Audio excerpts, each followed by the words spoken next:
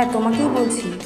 যখন সারা দেশের মানুষ মৌমিতার হয়ে বিচার চাইছে, রাস্তায় নেমে বলছে যে বিচার চাই, বিচার চাই, তখন তুমি রিলসে কোমর দোলাতে ব্যস্ত। ভেবে দেখো, একটা মানুষকে 18 থেকে 20 জন মানুষ মিলে, এক হিংস্র পশু, মানুষ বলা ভুল, হিংস্র পশু মিলে এরকমভাবে অত্যাচার করে তার শরীরে 113টা কামড়ের দাগ পাওয়া গেছে।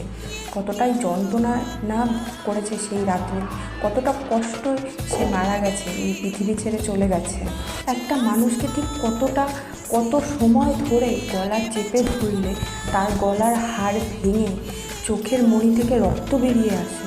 আজ যদি তুমি চুপ থাকো তাহলে কালকে তোমার সাথেও এরকম ঘটনা ঘটবে। এই লড়াই শুধু একা ডক্টর মৌমিতার না, এই লড়াই আমাদের সবার। আজ কাদম্বিনী যদি এই বিচার না পায় তাহলে হেরে যাবে পুরো নারী জাতি, হেরে যাবে সেই সব মা বাবা যারা তাদের মেয়েকে 10 জনের